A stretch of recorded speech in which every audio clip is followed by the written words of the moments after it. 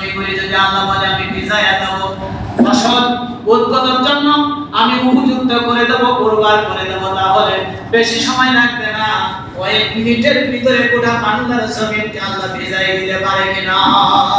সেটা ভিজাতে আপনার মাসের পর মাস লাগবে, কিন্তু ভিজাইতে পারবেন না। লক্ষ লক্ষ টাকা খরচা হবে, বিদ্যুতের চার্জ দেওয়া লাগবে। যদি আপনি শেষ পদ্ধতি চালু করে ভিজান, তারপরে শত শত গুণ আপনার তেল যাবে, আর আল্লাহ কোনো চার্জ নিলেন না, আল্লাহর কোনো টাকা দেওয়া লাগবে না। মুহূর্তের ভিতরে কয়েক মিনিটের ভিতরে গোটা জমিন আল্লাহ ভিজায়া দিল। শেষ পদ্ধতি এই পানিতে ফসল ভালো হয় না, যারা কৃষক তারা ভালো জানেন। আল্লাহর রহমের বৃষ্টি ছাড়া পাট কিন্তু ভালো হয় না, ঠিক কিনা বলেন? বলতেছে নাকি? শেষ দিয়ে আপনি পাট লাগাইতেন, আর আল্লাহর রহমের বৃষ্টি যখন পাটের উপরে রাতে পাটের জমিতে ছোট ছোট পাটের ছাড়া এক বিগত করে রাতে বৃষ্টি হয়েছে, সকালবেলা দেখবেন এক হাত করে হয়ে গেছে, ঠিক কিনা বলেন? আল্লাহর রহমের বৃষ্টির পাওয়ার দেখেছেন? আর মানুষের এইগুলি দেখে আর বলে মনোভূত হলো না, খরচা করলো মানে কিছু, তারপরে আল্লাহ শুকরিয়া করেন। ধান হয়েছে বিঘা প্রতি 20 মণ, 25 মণ, 27 মণ, 30 মণ পর্যন্ত এক বিঘাতে ফলন হয়েছে, আলহামদুলিল্লাহ। কিন্তু আল্লাহ শুকরিয়া করতে হবে না? আপনার উচিত ছিল কি শুকরিয়া স্বরূপ এই ধানটা উঠাইয়া সর্বপ্রথম আল্লাহর ঘরে দেওয়া, মসজিদে দেওয়া, এতিমখানায় দেওয়া, আল্লাহর রাস্তায়, আল্লাহর রাস্তায়, আল্লাহর জন্য বাড়িতে উঠানোর আগে, ঘরে উঠানোর আগে ওই ফসলের জমি কিছু ধান আল্লাহর ঘরে দিয়ে দেওয়া। আপনি আল্লাহ শুকরিয়া করেছেন, ভালো ফসল হয়েছে, এটাই প্রমাণিত, আপনি এটাই প্রমাণ করেছেন। কিন্তু আমরা ধানগুলি আগে বানিয়ে না, আমরা ধানগুলি ঘরে উঠাই, ভালো ভালো ধানগুলি বাড়ির কর্তা বলে দেয় এই ধানগুলি এবার ভালো হয়েছে, ধানগুলি বলো আটিয়ার মতো বড় হয়েছে, তারা দেখায়া দেয় এই ধানগুলি সব ঘরে উঠায় নাও। আর এরপরে মসজিদ থেকে তখন যায় একটা বার্ষিক একটা মৌসুমী কালেকশনের জন্য, উন্নয়নের জন্য, এতিমখানা থেকে বাড়িওয়ালা বলে এখনো ধান সব কিছু ঠিক করে পারি নাই, তোমরা সামনের সপ্তাহে আসো। সামনের সপ্তাহে যাওয়ার পরে দেখে ওই যে কাদার ওইখানে আপনার কিছু কি বলে সিটা যুক্ত, একেবারে মরিচা সিটা যুক্ত কিছু ধান, যেগুলো আপনার সিটার মতো হয়ে গেছে, কাদা করে রাখে। আর বলে মসজিদ থেকে কেউ গেলে, এতিমখানা থেকে কেউ গেলে বলে ওইখানে কাদা করে রাখা আছে, ওর থেকে তোমরা নিয়ে যাও। আল্লাহ দেখতেছেন? আপনি কি শুকরিয়া করলেন না নাফরমানি করলেন? আপনি মসজিদের হুজুর, মসজিদের যারা কমিটির যারা গিয়েছে তাদের চোখ আপনি ফাঁকি দিতে পারলেন, তারা তো অতটা বুঝতে পারলো না ময়দা যুক্ত ওই ধান কেন আপনি এইভাবে দিবেন। বরং আপনার সবচেয়ে ভালো যে ফসল, ভালো যে ফসল, ভালো যে ধান, ওইটা আগে রেখে দিবেন যে না আমি এইটা আল্লাহর জন্য আমি দিয়ে দেব, আল্লাহ আমারে অনেক ফলন দিয়েছে, এই জন্য আল্লাহর শুকরিয়া স্বরূপ আমি এইগুলি আল্লাহর জন্য দিয়ে দিব। ধান তো এবার বাম্পার ফলন হয়েছে, কয়জনে কাম করেছেন? মসজিদে দিয়েছেন? বিঘা প্রতি উচিত ছিল না 1 বস্তা করে ধান আল্লাহর জন্য দেওয়া, শুকরিয়া আদায় করা, আগামী বছর আরো ফলন বেশি ভালো করে দিবেন, কথা ঠিক কিনা? আর এবার মসজিদে দিবেন না, আল্লাহ শুকরিয়া করবেন না, সামনের বছর দেখবেন ফলন কারে হবে, অর্ধেক নেই, হয়ে যাচ্ছে, বুঝতে পারছি। কিন্তু এই ব্যবস্থা আল্লাহ পক্ষ থেকে হয়ে যাবে। ওইদের আমরা যে কথা বলছিলাম সময় তো শেষ হয়ে গেছে, আমি একটা কথা না বলে পারি না। রক্তের যে ডায়ালিসিস করতে হয়, ডায়ালিসিস কখন করে? ডায়ালিসিস করতে হয় যখন কিডনি, যখন আপনার 15% 20% যখন কিডনি যখন ড্যামেজ হয়ে যায়, দুর্বল হয়ে যায়। কিডনির কাজ হচ্ছে রক্তকে ছাঁকনির মাধ্যমে রক্তকে সেকে রিফাইন করে পরিষ্কার করে দাও, বর্জ্যটাকে ওটাকে বের করে দাও, এটা তো নাই কিডনির কাজ। আমরা তো অতএব ব্যাপারে আমাদের অভিজ্ঞতা কম, তবুও কোরআন তাফসীর হাদিস পড়ে যতটুকু বুঝছি তার আলোকেই বলছি, এটা বুঝাতে চাইছি। দেখেন, একটা মানুষের যখন কিডনি নষ্ট হয়ে যায় তখন তিনি ছাঁকনির মাধ্যমে রক্তকে কি করতে পারে না, পরিশোধন করতে পারে না। তখন ডাক্তার শরণাপন্ন হয়, তখন বিভিন্ন প্রকারের শরীরে সমস্যা দেখা দেয়, খাইতে পারে না, সামনে দামি দামি সব খাবার আছে, আপনি খাইতে পারবেন না, একটু চিন্তা করেন। আর এই মনে করতেছেন এখন আমার যৌবন আছে, আমি যুবক, রক্তের একটা এক্সপেরিয়েন্স আছে, হ্যাঁ, কোনো কাজ হবে না, যে কোনো মুহূর্তে আপনার কিডনি ড্যামেজ হতে পারে, কি পারে কি পারে? কথা বলেন। কিন্তু বাবা জানেন না, একটু হসপিটালে যাবেন, বড় বড় ক্লিনিকে যাদের একবার ড্যামেজ হয়ে যায় ডায়ালিসিস করতে হয়, হাজার হাজার টাকা তো খরচা আছে। কিন্তু দিনে একবারের বেশি কিডনি কিন্তু ডায়ালিসিস করা যাবে না। সপ্তাহে 3 থেকে 4 বার ডায়ালিসিস করতে পারবেন আপনি সর্বোচ্চ, এর বেশি পারা যাবে না।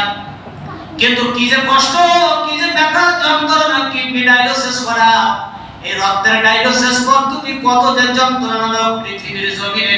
মনে হয় যার ডায়ালিসিস করে ওই বোঝে, মনে হয় এর চেয়ে বেঁচে থাকা চেয়ে করে দেওয়া অনেক ভালো। তার কারণে এখানে বড় বড় 2টা সুচ ফুটাইয়া দেয়, একটা দিয়ে রক্ত টেনে বের করে শরীর থেকে, একটা টেনে যেটা দিয়ে টেনে বের করে ওইটা দিয়ে কিন্তু আপনারা ঢুকাইতে পারে না।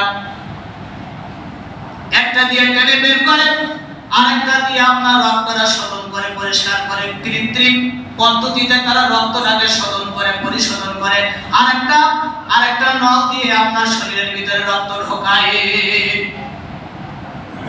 কিন্তু একবারের বেশি আপনি তো একবারের বেশি ডায়ালিসিস করতে পারবেন না। আল্লাহ বললেন, গোলাম তুমি তো আজকে নাফরমানি করো, আমার না শুকরিয়া করো। তুমি কি জানো আমি তোমার কিডনি ভালো রাখার জন্য, আমি তোমার রক্ত পরিষ্কার রাখার জন্য, আমি তোমার বডির ইমিউনিটিকে ঠিক রাখার জন্য, তোমার অবয়বকে ভালো রাখার জন্য, এক নয় দুই নয় প্রতিদিন আমি আল্লাহ কোনোদিন তোমাদের কাছে কোনো বিল চাই নাই, টাকা চাই নাই। দুনিয়াতে একবার ডায়ালিসিস করতে গেলে হাজার হাজার টাকা খরচা লাগে। আমার আল্লাহ বললেন একবার নাই দুইবার নাই, বান্দারে তোমারে ভালো রাখার জন্য, সুস্থ রাখার জন্য প্রতিদিন আমি আল্লাহ আমার পুত্র দ্বারা 36 বার তোমার আমি ডায়ালিসিস করি।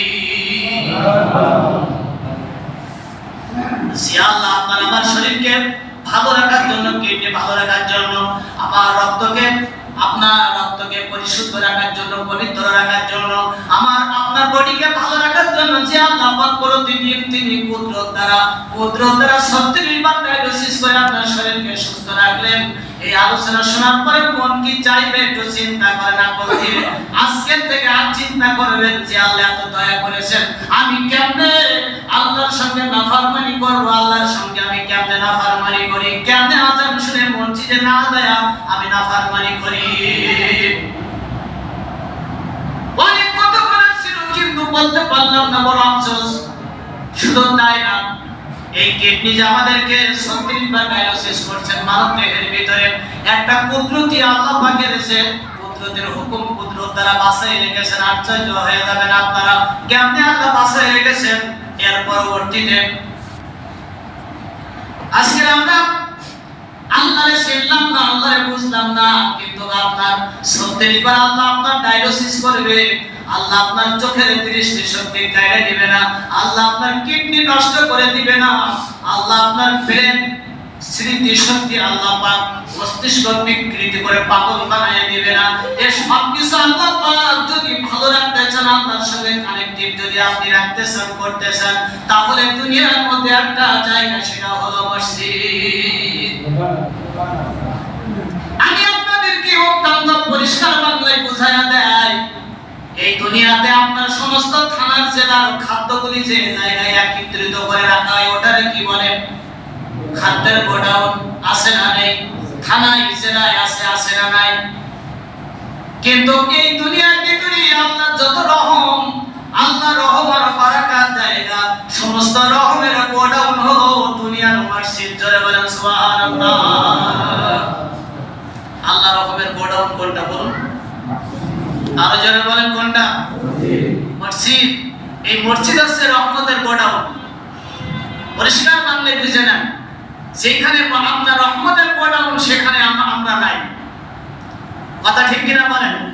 আর যেখানে রহম নাই, যেখানে আযাব ও গজবের গোডাউন যে জায়গায়, ওইখানে আমরা বেশি ভিড় ভাট্টার মধ্যে দিয়ে দিন কাটাই। আসলে এখন কবর পড়া বুঝতে পারতেছি, মনটা খারাপ হয়ে যাচ্ছে।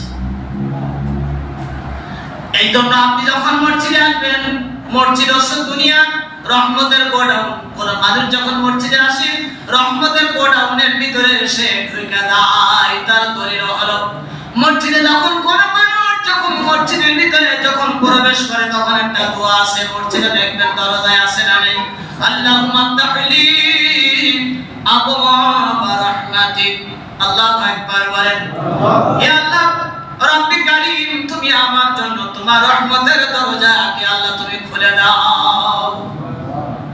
এই দোয়াটা কোনদিন আপনারা দেখছেন যে আগে থেকে লেখা আছে? হ্যাঁ, আছে না? ওই যে ওখানে কি আছে, লেখা আছে দেখবেন, আল্লাহুম্মা আফতাহলি আবওয়াব রাহমাতিক, আল্লাহ রব তুমি আমার জন্য তোমার রহমতের দরজা খুলে দাও। তার মানে কি বুঝলেন? রহমতের দরজা খুলে দাও, এখন আমি রহমতের দরিয়ার মতো গোডাউনের ভিতরে ঢুকতেছি। মসজিদে ইবাদত করার পরে, বندگی গোলামি করার পরে যখন আপনি বেরিয়ে যাবেন, তখন আল্লাহুম্মা ইন্নী আসআলুকা মিন ফাদলিক, আল্লাহ তাআলা আমি তোমার অনুগ্রহ কামনা করতেছি, আমি তোমার দয়া কামনা করে তোমার রহমতের গোডাউন থেকে কিন্তু এখন বের হয়ে যাইতেছি। অর্থাৎ দুনিয়া জগতে প্রবেশ করতেছি। আল্লাহ আমি জমিনে যেখানে থাকি, যেখানে যাই, তুমি আমার প্রতি রহম করবা, তোমার অনুগ্রহ কামনা করতেছি। এই দুইটা অর্থ, এই ব্যাপক আলোচনা, সম্মানিত উপস্থিতি, হাতে সময় যে একদম আর নাই, এই জন্য সর্বশেষ একটু 2 মিনিট সর্বশেষ রাসূল সাল্লাল্লাহু আলাইহি ওয়াসাল্লামের হাদিসটা একটু না বললে আজকে নিয়ামতের শুকরিয়ার এই বক্তব্যটা অনেকটা অসম্পূর্ণ থেকে যায়। 2টা মিনিট একটু সময় দিচ্ছি। রাসূল সাল্লাল্লাহু আলাইহি ওয়াসাল্লাম একদিন ওয়াজ করতেছেন সাহাবীদের সামনে। ও সাহাবীরা, তোমরা কি জানো ওই ব্যক্তির কথা? তখন রাসূল সাল্লাল্লাহু আলাইহি ওয়াসাল্লাম বলছেন যে একজন ব্যক্তি, আবেগ ব্যক্তি, পূর্বের জামানায়, হাদিস সহিহ, পূর্বের জামানায় একজন ব্যক্তি তিনি আল্লাহকে ডেকে বলছে, আল্লাহ আমাকে কিছুদিন বেশি হায়াত দেন, আমি বেশি হায়াত পেলে বেশি আপনার ইবাদত করব, বেশি আপনার জিকির করব, বেশি আপনার শুকরিয়া করব, সিজদায় মস্তক অবনত করে আমি বেশি বেশি সময় লাগাইতে পারব। আল্লাহ বলতেছে ঠিক আছে, 500 বছর হায়াত দিলেন। কত বছর? জোরে বলেন, কত বছর? 500 বছর হায়াত দিলেন। 500 বছর হায়াত দেওয়ার পরে আজরাইল যখন চলে এসেছে, ওই সময় তিনি আল্লাহকে ডাক দিয়ে বলতেছে, রব্বে কারীম, 500 বছর এক মুহূর্তের জন্য, একটা দিনের জন্য আমি তুমি আর তোমার নাফরমানি করি নাই, আল্লাহ তাআলা তোমার জিকির থেকে আমি গাফেল হয়ে যাই নাই। তবে আমার সর্বশেষ একটা আবদার, আজরাইল আসবে, আজরাইল রূহ কবজ করবে, আল্লাহ ঠিক এটা আমি তো মেনে নিচ্ছি, তবে আমার একটা দাবি হলো, আমার যখন মৃত্যু হবে, আমি যখন নামাজের সিজদায় যাব, সিজদারত অবস্থায় আজরাইলকে বলবো রূহ কবজ করার জন্য। আল্লাহ বলতেছে, গোলাম ইবাদত বندگی তো 500 বছর করছে, আবার তুমি এটা কেন দাবি করতেছো? সিজদার ভিতরে কি আছে? গোলাম ডাক দিয়ে বলে, রব্বে কারীম, এই সিজদায় শুধু আমার মৃত্যু হবে তা নয়, আমি যখন কবরে থাকবো, সিজদা অবস্থায় থাকবো, আল্লাহ তাআলা আমার দাবি পুরা করতে হবে। হাশরের ময়দানে যখন উঠবো, তখনও আমাকে তুমি সিজদায় মস্তক অবনত অবস্থায় হাশরের ময়দানে উঠাইবা। আমি জানি সিজদা দিলে আমার রব বড় খুশি হয়। আল্লাহ বলল, তোমার আবদার পুরা করলাম। মৃত্যু হয়ে গেল লোকটা, কবরে সিজদারত অবস্থায়, হাশরের ময়দানে সিজদারত অবস্থায়। এর পরবর্তীতে আল্লাহ বলল, গোলাম আমি আল্লাহ পাক তোমার প্রতি দয়া করলাম, রহম করলাম, যাও আমি তোমার জান্নাতের ফয়সালা করে দিলাম, তুমি জান্নাতে চলে যাও। এই কথা যখন বলেছে, তখন লোকটি বলতেছে, রব্বে কারীম, তুমি আমার জান্নাতের ফয়সালা করে দিয়েছো, তুমি রহম করলাম, রহমের কারণে আল্লাহ বলতেছেন আমি আমার রহমের কারণে দয়া করে রহম করে তোমার জান্নাত দিয়ে দিলাম। লোকটা বলতেছে, আল্লাহ তাহলে 500 বছর যে সিজদায় মস্তক অবনত করেছি, এটা কি হবে? এর বিনিময়ে কি কিছু হবে না?